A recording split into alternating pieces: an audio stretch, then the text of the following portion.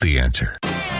Hey, welcome back to Get Down to Business. You're listening to the show all about small business, jobs, and entrepreneurship. You can always go to my website, shalomklein.com. While you're there, don't forget to follow me on Twitter at Shalom Klein, where you can get a lot of great networking tips, advice, and information. Joining us is our returning guest, Andrea Storz. Andrea, my friends, colleagues, and certainly our listeners are probably sick and tired of me using the networking word, but you and I both know that it's the secret to success both in business as well as in the job search, don't you? Yep, I totally agree. So, we talk about networking, and we say that word, and we say you need to network. But Andrea, my question for you is the simple one. Where do you begin? First of all, I think there's so many steps to networking, and people have all different types of definitions of what networking is really all about. Networking, very, very, very simply put and reduced to its simplest terms, at least in my opinion, is the cultivation of relationships. So if you look in your own backyard, you have more networking contacts than you are aware of. Your friends, your family, acquaintances, colleagues, people you barely know. These are all ways to establish a form of networking. And if you look at networking as a strategy to reveal more opportunities and more possibilities, you'll realize it's a way of connecting. But how do you have those relationships? How do you focus your networking efforts? I know many of our listeners have commented to me in the past that they're doing it already. They're out there. They're going to a happy hour. They're going out to events all the time, but they're not seeing the results. How do you have strategic and focused networking that actually produces results, whether it's for business or certainly I know you know a thing or two, and our next guest, Linda Nichols, knows a thing or two about the job search. How do you have a strategic, focused networking strategy? Well, there's several things involved here. First of all, you have to know who you are professionally. You have to know why you're networking and what you're networking for. Again, networking is cultivating your relationships, and I think what people do in their way to network, they oversell themselves and they put the spotlight on themselves. Networking is creating conversations, getting to know the other person that they're speaking to.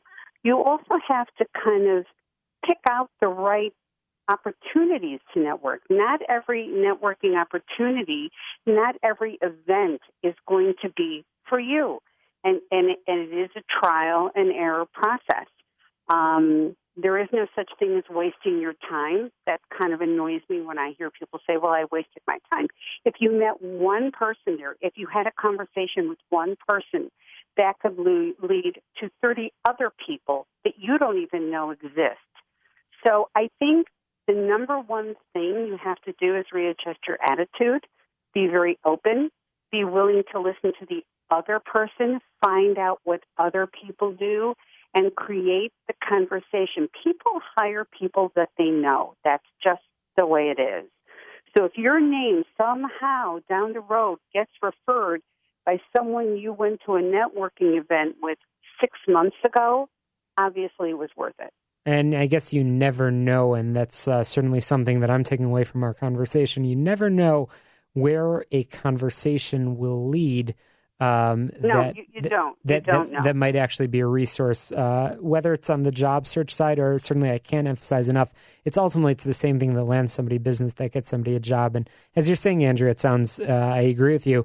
It's having that focus and knowing who you are in the same way you need to know who you are in the job search. If you're marketing your business and you don't know who your ideal client is, how the heck are you expecting to land business? And that's certainly great advice. Andrea, you've got a lot of information to share, and I know you've shared some fantastic pearls of wisdom with our listeners in the past.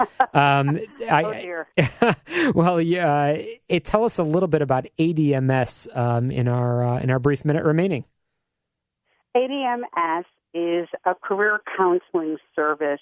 We deal with a wide range, a broad spectrum of humanity, if you will.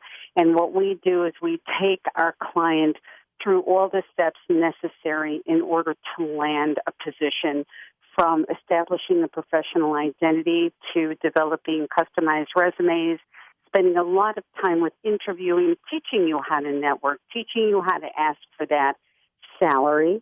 And we now have hired someone who is actually a job placement person and works very closely with our clientele to identify and hopefully advocate for a position that is right for his or her. Well, it's a complicated world out there, and certainly your resources at ADMS are enormously important and needed.